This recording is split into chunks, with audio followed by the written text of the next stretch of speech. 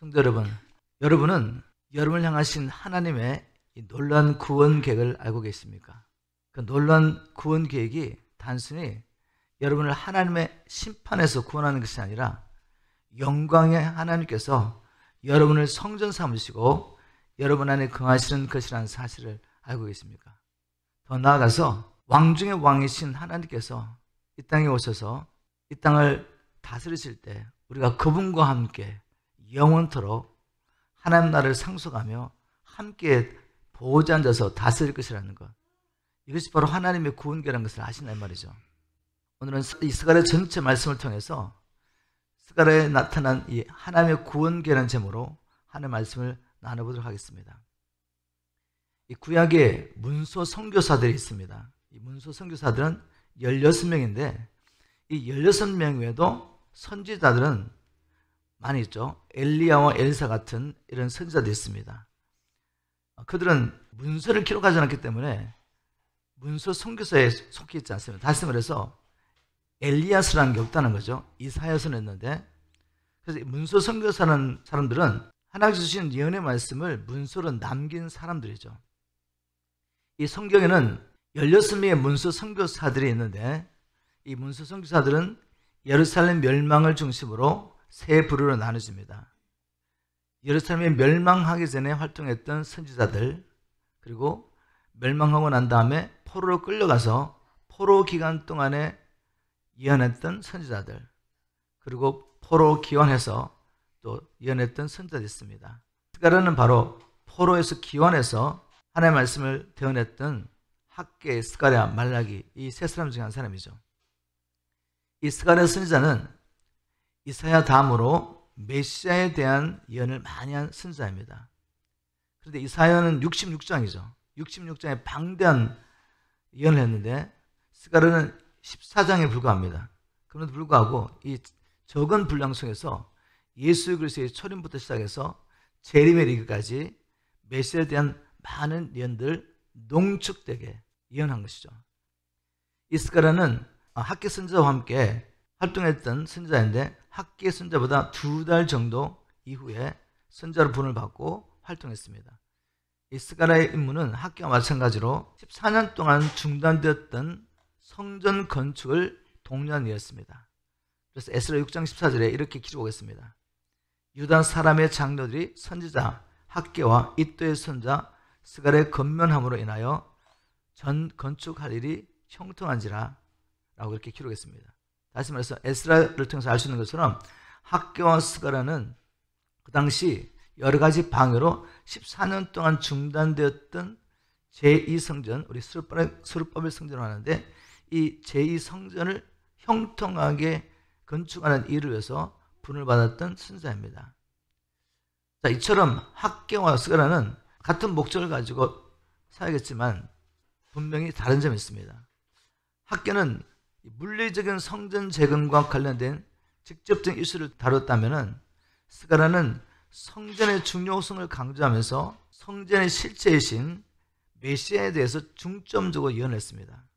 다시 말해서 스가랴는 예수 그리스도를 통해 하나님의 나라에 이루어가시는 하나님의 구원계획에 대해서 많은 예언을 기록했던 것입니다. 이 스가랴에 나타난 하나님의 구원계획을 이제 세 가지 관점으로 살펴보면서 오늘 스가랴 14장 전체를 한번 제가 요약하도록 하겠습니다. 첫 번째로 이 스가랴서는 더 큰 성전, 곧 진정한 성전 오실 예수 그리스도에 대해서 예언하고 있습니다.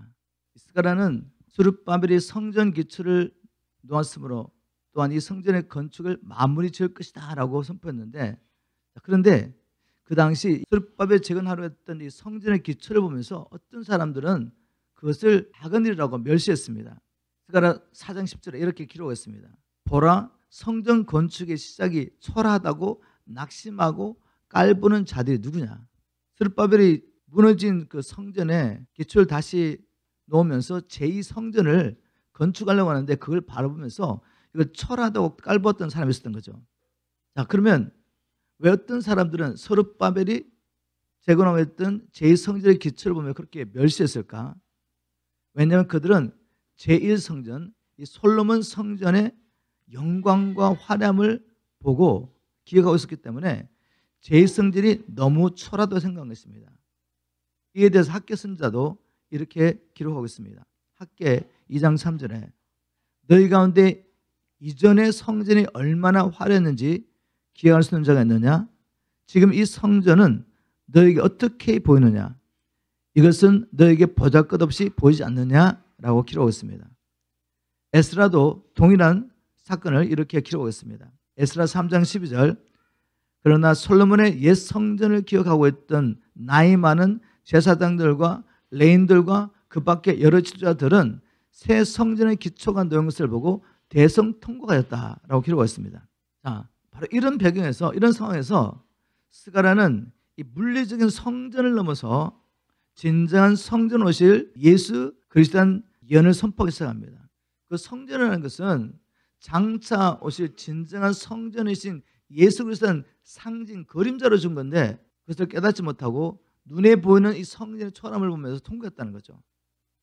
하나님은 그 성전을 보면서 참 성전 오실 예수 그리스도에 대한 소망을 가지고 하나님께 기도하며 메시아를 기다리길 원했는데 하나님께서는 그것을 깨닫지 못했다는 것이죠. 바로 그 가운데 스가랴는 하나님의 성령의 감동으로 이렇게 선포합니다. 스가랴 2장 10절에 보니까 여호와의 말씀에 시온에 따라 노래하고 기뻐하라. 이는 내가 임하여 네 가운데 거할 것임이니라. 여러분 이 말씀이 무슨 말씀인지 아십니까? 지금 제2성전의 모습을 보면서 이 초라한 모습을 보면서 통곡하고 있는 자들을 향하여 스룹바벨은 이 물리적인 성전을 뛰어넘어서 참 성전 오시는 예수 그리스도의 예언을 선포한 것입니다. 자, 그러면 예수님이 참 성전이 된다고 말했는데 어떻게 예수님이 참 성전이 되시죠? 이걸 이해해야지 스가랴 2장 10절에 내가 너희 가운데 임하겠다는 말씀 의미를 이해할 수 있습니다. 여러분 성전은 무엇입니까? 성전은 하나님이 거하시는 장소죠. 성전은 하나님이 거하시는 장소입니다. 솔로몬 성전이 아무리 화려하게 지어져도 그 안에 하나님이 거하지 않으시면 그건 건물이죠. 그냥 하나님이 거하시기 때문에 영화로운 것이지 그것이 온갖 아름다운 보수로 장식됐기 때문에 영광스럽고 아름다운 건 아닌 거죠. 예수님이 성전이신 이유는 예수님 몸 안에 하나님의 성령이 거하셨기 때문에 예수님이 참 성전이신 것입니다. 그래서 내가 너희 가운데 가겠다는 거죠. 예수님께서 임마누엘로 우리에게 오시다는 말씀입니다. 그런데 안타깝게도 이 스가랴의 예언대로 참 성전이신 예수 그리스도께서 오셨습니다. 그런데 그 당시에 유대인과 종교 지도자들은 예수님을 알아보지 못했습니다. 안식일마다 이런 스가랴서와 선지서를 읽으면서 메시아를 기다리고 간절히 기다리고 있으면서도 그 예언하신 예수님께서 예언대로 오셨음에도 불구하고 그들은 알아보지 못했습니다. 예수님께서 표적을 구하는 유대인들에게 너희가 이 성전을 흘러 내가 사흘 동안에 일으키리라. 요한복음 2장 19절이죠. 이 성전을 흘러갈 때 이 성전이 무엇입니까? 자기 몸을 가리켜 말씀하신 것이죠. 이 성전을 헐어라. 그럼 내가 3일 만에 일으키리라. 이것이 내가 하나님의 아들이라는 증거다라고 말한 거죠. 그런데 이 말을 듣고 유대인들 어떻게 했습니까? 성전 모독죄를 적용해가지고 예수님을 십자가에 못 박습니다. 요한이 이렇게 증거하고 있습니다. 요한복음 2장 21절 22절 그러나 예수는 성전된 자기 육체를 가리켜 말씀하신 것이라. 죽은 자 가운데서 살아나신 후에야 제자들이 이 말씀하신 것을 기억하고 성경과 및 예수의 하신 말씀을 믿었더라. 유대인과 종교 지도자뿐만 아니라 예수님을 그렇게 따라다녔던 제자들까지도 예수님이 성전으로 그들 가운데 계셨다는 것을 알지 못했다는 것이죠.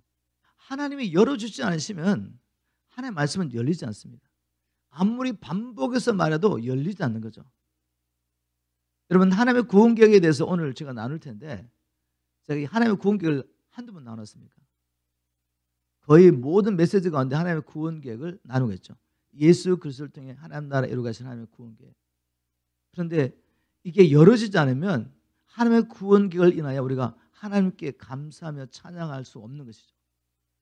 바울은 에베소 교회 성도들에게 이 하나님의 구원 계획을 기록하려고 붓을 딱 들자마자 어떻게 했냐면 에베소 1장 3절에 보면 찬송하리로다.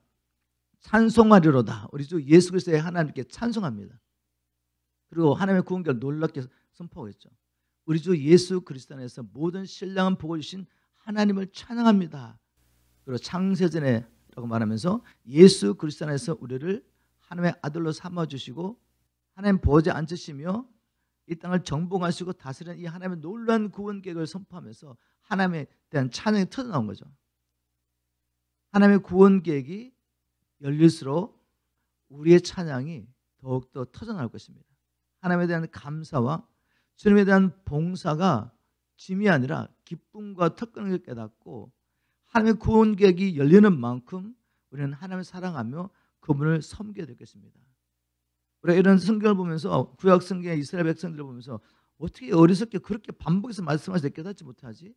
그리고 말씀대로 문자적으로 그대로 이루어졌는데 어떻게 안식일마다 선지자들이 그를 그렇게 읽으면서 메시아를 기다리면서도 자기 눈앞에 펼쳐지는 예언의 성취를 보지 못했을까? 이렇게 말할 것이 아니라 나는 정말 하나님의 구원 계획을 깨닫고 있느냐 이거죠. 오늘 하나님 구원 계획이 여러분에게 활짝 열기를 주님으로 축복합니다. 이처럼 스가랴는 성전된 예수 그리스도께서 자기 백성들 가운데 오신 것을 예언했습니다. 자, 여기서 더 나아가 스가랴는 이제 이렇게 예언합니다. 2장 11절에 보니까 그날에 많은 나라가 여호와께 속하여 내 백성이 될 것이요 나는 내 가운데 거리라. 내가 만군의 여호와께서 나를 보내신 것을 알리라. 여러분, 그 당시만 해도 유대인들, 이스라엘 백성들만이 열방에서 선택을 받은 하나님의 백성이었습니다.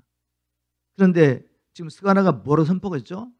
그날에 많은 나라가 여호와께 속할 것이다. 그리고 하나님의 백성이 될 거라는 거죠. 다시 말해서 유대인뿐만 아니라 열방의 하나님의 택하신 자들이 하나님의 백성이 될 것으로 말씀하시며 거기다가 뭐라고 말했죠?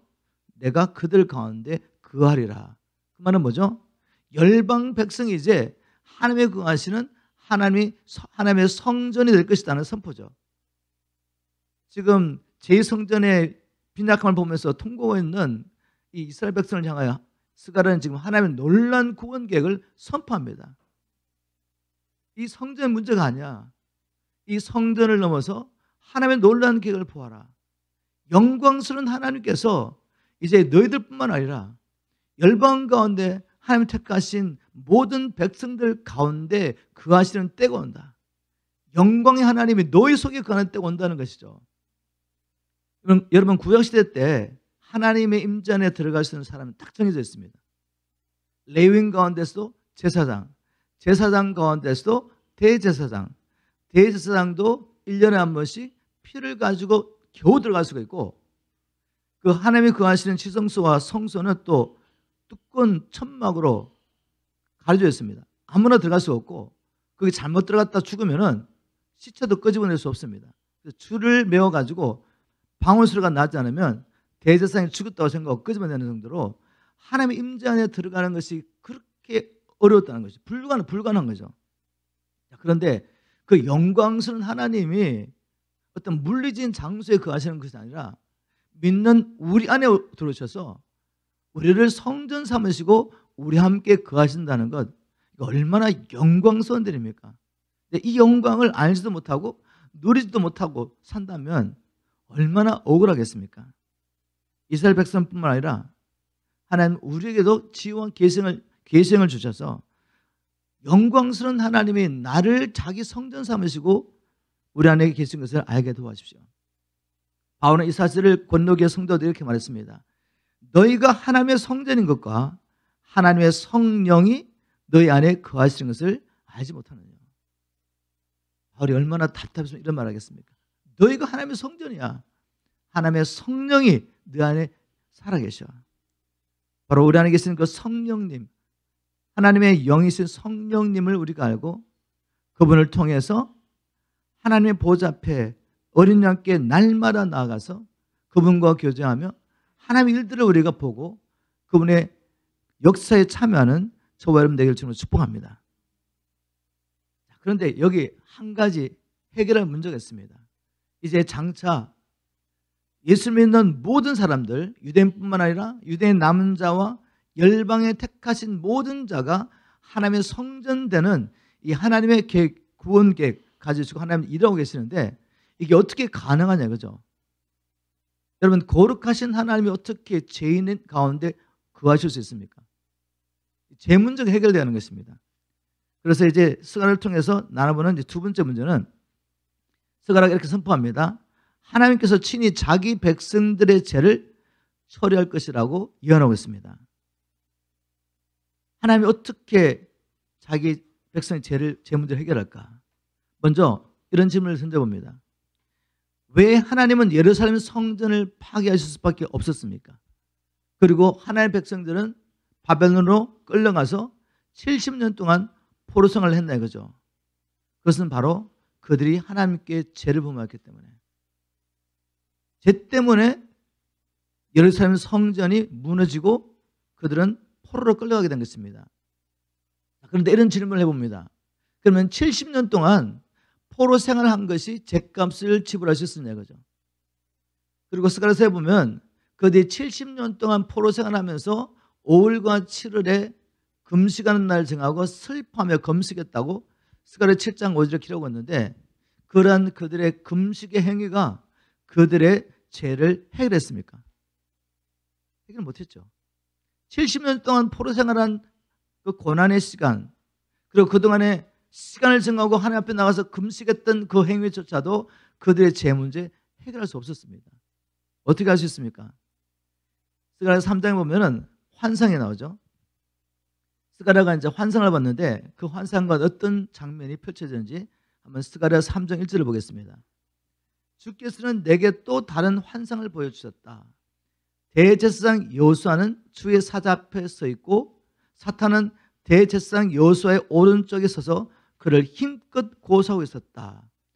지금 재판하는 장면이 환상 가운데 보였습니다. 그 재판하는 장소에서 여호와의 사자는 재판장이 되고 사탄은 원고가 되고 피고는 누구입니까? 지금 송사를 당하는 자가 누구죠? 여호와의 대제사장 여호수아입니다. 하나님의 백성의 대제사장 여호수아인데, 여호수아는 이스라엘 백성의 대표였어요. 대표. 바로 사탄이 하나님의 백성을 힘껏 고소하고 있었습니다. 자, 상황을 보면은 사탄이 이길 수밖에 없는 재판이었던 거죠. 왜냐하면 3장 3절에 보면 이스라엘 백성을 대표하는 여호수아가 더러운 옷을 입고 재판장 되시는 주의 사자 앞에 서 있다고 기록하고 있습니다. 더러운 옷을 뭘 상징하죠? 죄를 상징합니다. 대제사장은 이스라엘 백성을 대표하는 자인데 이스라엘 백성의 죄가 아직 처리되지 않았다는 거죠. 70년 동안 포로 생활하고 5월과 7일에 금식하며 슬퍼하며 하나님 앞에 나갔지만 그런 행위로는 결코 죄 문제 해결할 수 없다는 거죠. 그래서 이 사탄은 확실한 증거를 가지고 지금 송사 고소를 하고 있습니다. 힘껏 고소를 하고 있는 거죠. 사탄이 이길 수밖에 없는 재판. 보이십니까, 여러분? 그런데 이 재판에 반전을 합니다. 왜냐하면 스가랴 3장 2절에 하나님이 이렇게 선포하십니다. 그때 주께서 사탄에게 말씀하셨다. 사탄아, 나 주가 너를 꾸짖노라. 예루살렘을 선택한 나 주가 너를 꾸짖노라. 지금 대제사장인 여호수아가 이스라엘 백성이 자기 죄로 말미암아 책망을 받고 송산을 받고 죄를 져야 되는데 분명한 증거를 가지고 하나님의 백성들을 송사하고 있는 고소하고 있는 사탄을 하나님이 꾸짖고 있습니다. 어떻게 이런 일이 일어날 수 있습니까? 왜냐하면 4절에 보면 하나님께서 친히 자기의 백성의 죄를 해결하시기 때문에 그렇습니다. 스가랴 3장 4절에 보면 주께서 자기 앞에 서 있는 천사들에게 명령하셨다. 이 사람 여호수아의 더러운 옷을 벗겨라. 그리고는 여호수아에게 말씀하셨다.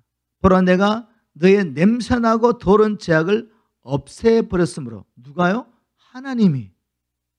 자기 백성들은 그들의 행위로 말미암아 처리할 수 없었던 그 죄 문제를 하나님이 친히 벗겨버렸습니다.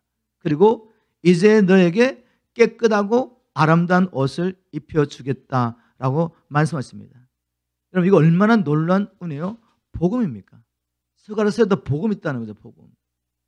모든 성경 말씀이 예수 그리스도를 통해 하나님 나라 이루어 가시는 하나님의 구원 계획을 말씀하고 있습니다.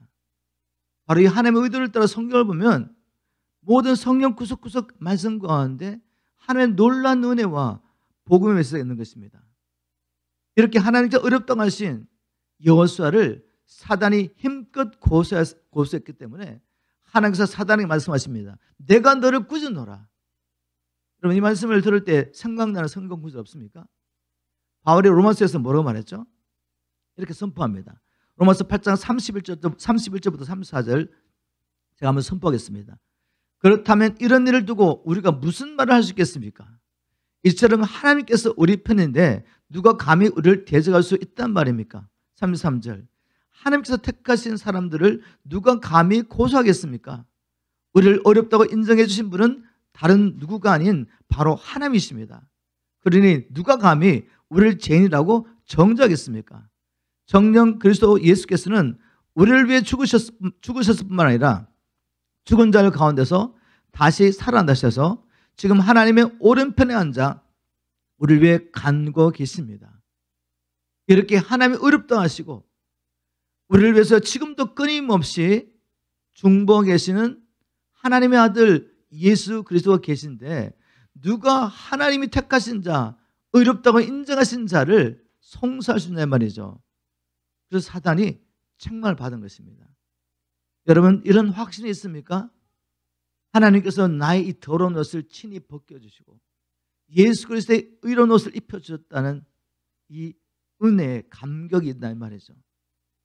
그래서 자원한 심령으로 하나님을 사랑하며 하나님께 순종할 수밖에 없는 것을 아십니까?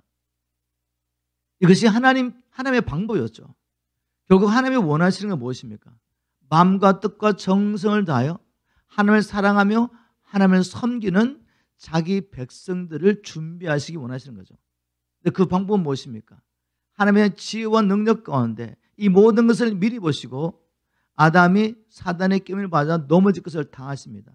그로 말미암아 그를 통해 태어난 모든 인류가 사단의 건설에서 고통당하며 죽어갈 것을 알고 계시는 거죠. 그러면서 이 일을 허락하신 이유는 무엇이죠?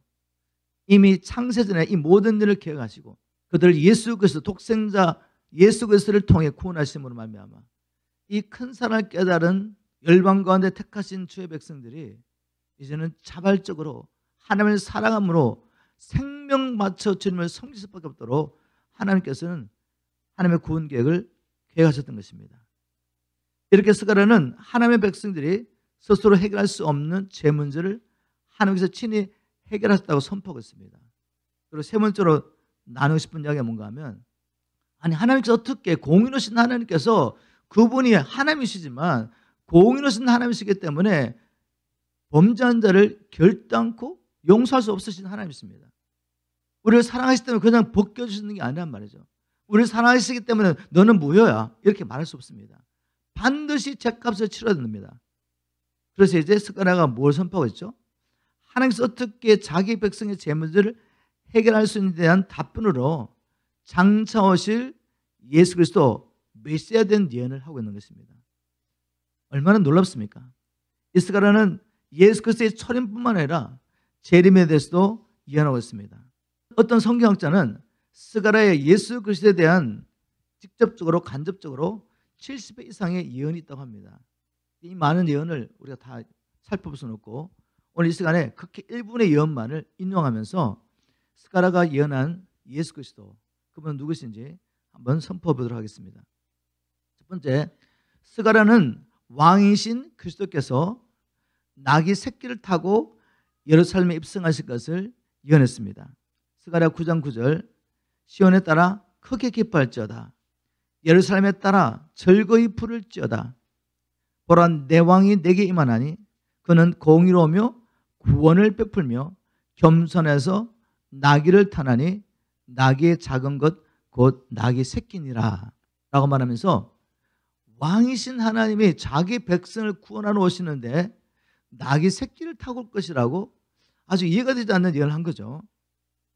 그런데 마태는 이 스가랴 예언이 말씀 그대로 예수 그리스도를 통해 성취된 것을 선포했습니다.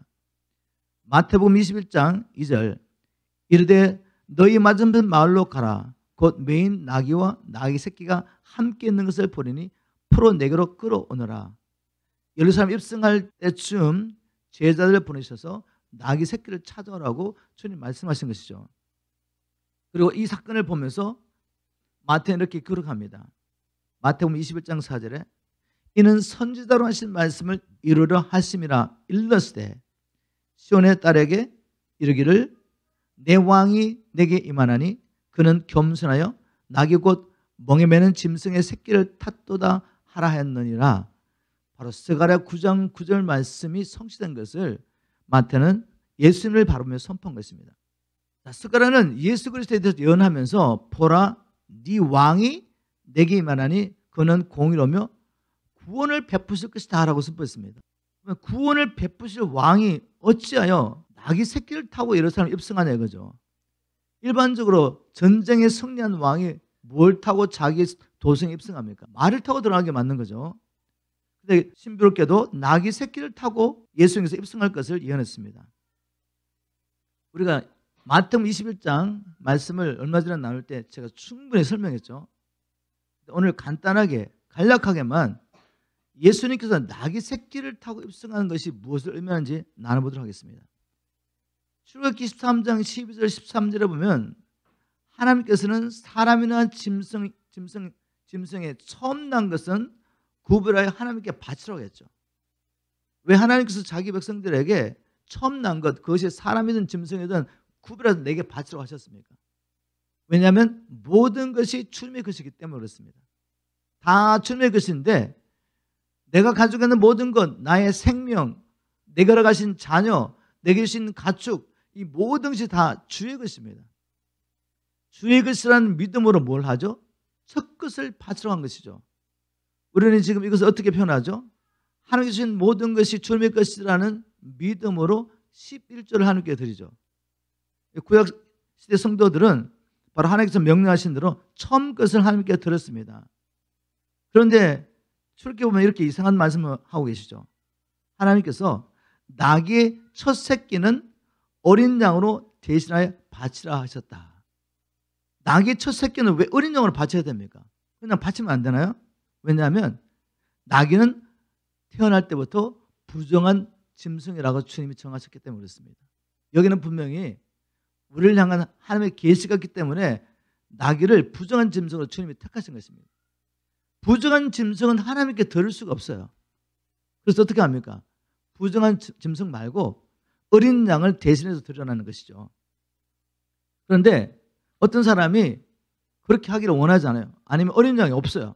그럼 어떻게 됩니까? 하나님 말씀하십니다. 만일 어린 양으로 대신 바칠 수 없다면 그 나귀의 목을 꺾어야 한다. 죽여야 된다는 거죠. 부정한 짐승은 하나님께 바칠 수 없기 때문에, 그러나 모든 것이 주님의 것이기 때문에 첫 것을 바쳐야 되는데 부정한 것을 바치는 대신에 그걸 죽이라는 것입니다. 자, 여러분, 제가 이 사건을 뭐라고 말씀드렸죠? 이 부정한 나귀 새끼는 바로 죄인된 우리를 상징하고 있다라고 말씀드렸죠.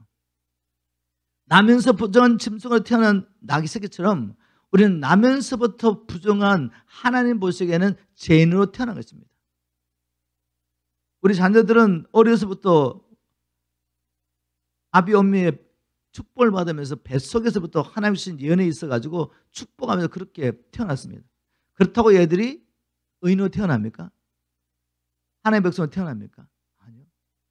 모든 사람들은, 아담의 후손으로 오는 모든 사람들은 다 죄인으로 태어납니다. 태어날 때부터 마귀의 권세 아래 태어난 것이죠. 이것을 하나님께서는 우리에게 또 보여주시기 위해서 이스라엘 백성들을 예로 삼으시고, 이스라엘 백성들은 창세기 15장에 보면 이 땅에 존재하기도 전에 하나님이 택하십니다. 하나님이 아브라함과 그의 후손을 택하시는데 우리에게 이 복음의 비밀, 구원의 계획을 알려주려고 하나님 의도적으로 이 아브라함 후손이 이방의 개결될 것을 미리 계획하십니다. 이방 나라의 객이 되고 나중에는 이방 나라를 섬기게 됩니다. 즉 바로의 권세에 태어나서 바로를 섬기게 되죠. 하나님의 백성에도 불구하고 태어날 때 바로의 권세로 태어납니다. 그런데 그들을 하나님께서 친히 바로의 권세에서 해방시켜 주시고 가나안 땅 인도하시죠. 이 말씀을 통해서도 계시하는 게 무엇입니까? 우리는 태어날 때부터 비록 하나님의 창세전에 하나님의 백성 되도록 선택하였지만 태어날 때 죄인으로 사단의 권세 아래 태어난다는 것이죠. 그래서 우리는 하나님을 섬길 수가 없습니다. 하나님의 것이 될 수가 없어요. 하나님께 속할 수가 없습니다. 근데 스가랴가 뭐라고 예언했죠? 이제 많은 나라들이 여호와께 속할 것이고 하나님의 백성이 될 것이라고 했죠. 어떻게 죄인된 우리가 하나님께 속하며 하나님의 백성이 될 수가 있습니까? 바로 어린 양이 우리를 대신하여 죽으셨기 때문에, 어린 양이 우리를 대신하여 죽으셨기 때문에 그분의 대속을 통해 우리는 하나님께 바친 바가 되는 것입니다. 그것을 증거하려고 예수님은 분명히 왕이시죠. 우리에게 구원을 베푸실 자이시죠. 근데 나귀를 타고 들어갔습니다. 나귀를 타고 들어가셔서 왕이신 하나님이 저와 여러분을 위해서 기꺼이 십자가에서 물과 피를 쏟으시고 대속물이 되십니다. 이게 복음이죠, 복음. 자, 이 복음이 열어진다면 과연 우리가 어떻게 반응할까? 태생적으로 태어날 때부터 마귀의 자녀로 태어나서 이 세상의 풍수를 쫓으며 살며 내 육체가 원하는 대로 내 마음이 원하는 대로 살면서 본질상 하나님의 진노를 받을 수밖에 없는 우리를 살리시려고 은행한 풍성하신 하나님께서 창세전에 예배하신 자기 아들을 이 세상에 보내셔서 우리를 위한 화목제물로 삼으시고 우리가 원수된 것을 화목하게 하기 위해서 한 분이신 사랑하는 아들을 십자가에 못 박으시고 물과 피를 쏟게 만드십니다. 그래서 사랑은 우리에게 있는 것이 아니라 하나님께 있는 것입니다. 우리가 하나님을 사랑한 것이 아니라 하나님 우리를 사랑하사 우리 죄를 위하여 자기 아들을 화목제물로 주셨으니 하나님이 이처럼 우리를 사랑하셨은즉 우리가 서로 사랑하는 것이 마땅하다라고 요한은 말하는 거죠. 이 큰 사랑을 깨달은 자는 하나님을 사랑할 수밖에 없습니다. 그리고 그분을 위해서 자발적으로 우리의 생명을 하나님 앞에 드릴 수밖에 없는 것이죠. 이 성령에 충만할 때는 저도 이렇게 고백했습니다. 주님, 이 복음이 열어지니까 제 생명이 만개라도 주님께 드리고 싶습니다. 주를 위해 남은 생에 복음을 위해서 살게 도와주십시오. 아이들을 사랑하지 못하고 열방 가운데서 사단의 권세를 고통당하는 저들을 향하신 주님의 사랑을 선포하며 살게 도와주십시오. 누가 고백한 것이죠? 제 육신이 아니라 제 안에 계신 성령께서 이걸 열어주시면서 나라고 이렇게 고백하게 한 것이었습니다. 스가랴는 나귀를 타고 예루살렘에 입성하실 왕에 대해서 예언했습니다. 그리고 또 스가랴는 뭘 예언했습니까? 그리스도께서 창에 찔려 고난을 당할 것을 예언했습니다. 스가랴 12장 10절에 보면 그들이 찌른 바 그를 바라보고 그를 위하여 애통하기를 독자를 위하여 애통하듯 하며 그를 위하여 통곡하기를 장자를 위하여 통곡하듯 하리라. 사도 요한은 스가랴의 예언이 성취된 것을 이렇게 증거하고 있습니다. 요한복음 19장 34절 그중 한 군병이 창으로 옆구리를 찌르니 곧 피와 물이 나오더라. 여러분 3명의 죄인이 함께 그날 십자가에 못 박혔는데 창에 찔린 분은 예수님밖에 없습니다. 유월절이었기 때문에 저주받은 사람들이 십자가에 달려있는 것을 원치 않아가지고 빨리 죽이기를 원해가지고 뼈를 쳐가지고 꺾어 죽이기 시작했는데 군사들이 그 십자가에 달려있는 죄수들을 뼈를 쳐가지고 부러뜨려가지고 죽이기 시작했는데 주님께 오니까 주님이 이미 죽으신 거죠. 근데 확인 사살하려고 그냥 창을 찔렀습니다. 근데 그게 뭐였다고요? 예언의 성취죠. 하나님께서 스가랴를 통해 그렇게 예언하신 것입니다. 그가 한 군병이 창으로 옆구리를 찌를 것이라고 말했고 피와 물이 나올 것이라고 말했는데 그대로 성취된 것이죠. 그중 한 분명히 창으로 끓을 찌르니 곧 피와 물이 나오더라. 35절 이를 본 자가 증거하시니 그 증거가 참이라 라고 말하면서 이것은 스가랴의 예언의 성취다고 30절에 요한이 이렇게 말합니다. 또 다른 성경에 저희가 그 찌른 자를 보리라 하였느니라. 스가랴의 예언이 성취된 겁니다. 문자적으로. 자, 그러면 예수님은 왜 창에 찔려 피와 물을 쏟으셔야 했습니까? 여러분 단도 생각하지 마시고 우리 하나님께서 얼마나 구체적으로 예언하셨는지 그리고 그 예언이 성취된 것을 보셔야 됩니다. 왜 예수님은 창에 찔려 피와 물을 쏟으셔야 했습니까? 이사야 53장 5절에 이렇게 말했습니다. 그가 찔림은 우리의 허물을 인하며 그가 상함은 우리의 죄악을 인함이라. 그가 징계를 받음으로 우리가 평안을 누리고 그가 채찍에 맞음으로 우리가 남을 입었도다. 우리는 다 양 같아서 그릇 행하여 각기 책을 갖거늘 여호와께서는 우리 무리의 죄악을 그에게 담당시키셔도다. 이사야가 주님의 권한 메시아 그리스도의 권한 받으실 것을 바라보면서 그가 찔린 이유를 이렇게 말합니다. 왜 주님은 창에 찔려서 피와 물을 쏟으셔야 했습니까? 저와 여러분들의 죄를 씻으시기 위해서. 이 죄는, 이 허물은 어떠한 우리의 행위로도 씻으시지 않습니다. 금식하고 기도한다고 씻으시지 않아요. 우리가 복음도 열방 쫓아다닌다고 씻으시지 않습니다. 피 흘림이 없이는 제사함이 없느니라는 이 말씀 때문에 반드시 깨끗한 생명을 가지고 이 땅에 오신 예수님께서 생명으로 갚아주셔야 합니다. 죄의 삭은 사망이기 때문에 우리는 다 양 같아서 거르댕하여 각기 책을로 갔기 때문에 우리는 우리의 죄로 말미암아 죽어야 하는데 하나님 우리를 사랑하시고 우리를 구원하시고 우리를 자기 성전 삼으시고 우리 안에 거하시며 영원토록 우리와 함께하기 원하셔서 우리의 죄를 씻으셨습니다. 어린 양 예수 그리스도를 대신 보내시고 그분이 피와 물을 쏟으시면서 우리의 죄를 씻어주신 것입니다. 그러므로 이 스가랴 예언이 성취된 거죠. 하나님께서 친히 내가 냄새나고 더러운 죄악 옷을 벗기고 깨끗하고 아름다운 의의 옷을 입혀주실 거라고 했는데 스가랴 예언이 이제 성취되었습니다. 또 스가랴는 하나님께서 친히 목자를 치실 것이라고 예언했습니다. 동일한 말씀인데 여러 모양으로 예언한 거죠. 그 말씀들이 그대로 성취됩니다. 스가랴 13장 7절에 스가랴는 이렇게 예언합니다.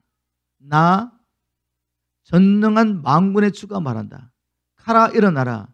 내 목자를 쳐라. 하나님이 친히 말씀하십니다. 내 목자를 쳐라. 하나님의 목자입니다. 그런데 그 목자를 설명하기를 내 곁에 있는 내 짝인 그 목자를 쳐라. NLT 성경에 보면은 내 짝이라는 말을 my partner라고 번역했습니다. 하나님이 사랑하시는 목자입니다. 주님 가까이 계신 목자입니다. 하나님의 파트너였습니다. 그분이 누구시겠습니까? 그분은 사랑하는 하나님의 아들이시죠. 하나님과 함께 창조 역사를 이뤘던 분이십니다. 요한은 이렇게 예수 그리스도에 대해 증거합니다. 태초에 하나님이 계시니라. 말씀이 계시 죄송합니다. 태초에 말씀이 계시니라. 그 말씀이 하나님과 함께 하셨으니 그 말씀은 곧 하나님이시라. 지으신 모든 것이 그분으로 말미암아 지음을 받았습니다. 바로 예수님은 아버지와 함께 파트너가 되어서 아버지 곁에서 만물을 창조하신 독생하신 아들이십니다. 예수님이 친히 자기에 대해서 이렇게 말씀하셨죠. 요한복음 10장 11절에 보면 나는 선한 목자이다. 선한 목자는 양을 위해 자기의 생명을 바친다. 왜 하나님께서 사랑하신 독자를 치셔야 합니까? 스가랴를 통해 말씀하신 바로 이 말씀이 성취된 것입니다. 스가랴가 13장 1절에 뭐라고 말씀했습니까? 13장 7절에 전능하신 하나님이 내 목자를 천하라고 선언하시기 전에 스가랴는 어떻게 13장을 시작하냐면 이렇게 시작합니다. 장차 그날에 죄와 더러움을 씻는 샘 하나가 활짝 터져서 다윗 집안의 후손들과 예루살렘 주민들을 깨끗이 씻어줄 것이다. 다윗 집안에서 어떤 자가 태어나는데 그분이 누구라고요? 죄와 더러움을 씻는 셈이라고 말합니다. 그 셈이 터져야지 하나님 백성들의 죄가 씻어지는 거죠. 그 죄를 씻기 위해서 자기의 짝이시고 동력자시고 사랑하는 아들을 아버지 하나님이 친히 치셨던 것입니다. 여러분, 이 사랑은 우리가 아무리 들어도 이해할 수가 없어요. 하나님께서 오늘 저와 여러분에게 지혜와 계시형을 부어주셔서 지각에 뛰어난 이 그리스도의 사랑, 사람이 자기 이해할 수 없는 하나님의 이 사랑, 사랑의 길이와 넓이와 높이와 깊이의 어뜸을 깨닫게 해주길 주님으로 축복합니다. 이 사랑이 열어지면 곧 하나님의 영이 충만해지는 것입니다. 성령 충만한 것은 바로 말씀 충만이고, 성령 충만하는 것은 곧 우리 안에 계신 성령을 통해 하나님의 사랑이 우리 안에 부음받는 것이죠. 충만해져야지 우리를 통해 흘러갑니다. 그래서 성전된 우리를 통해 흘러가는 이 물이 이러는 모든 것에 죽은 것이 살아나는 것이 하나님의 구원 계획이죠. 에스겔 47장에 보여주신 환상 가운데 있습니다. 이 하나님의 구원 계획이 열어지기를 주님으로 축복합니다. 이처럼 스가랴는 예수 그리스도께서 자기의 양물을 위하여 생명을 버리시는 선한 목자라고 예언했습니다. 자, 여기까지 나눈 것은 예수님의 처음에 대한 예언입니다. 물론 이 외에도 더 많이 있지만 시간 관계상 이것만 나누고, 한 가지 더 예수님의 재림에 대한 예언을 나누도록 하겠습니다.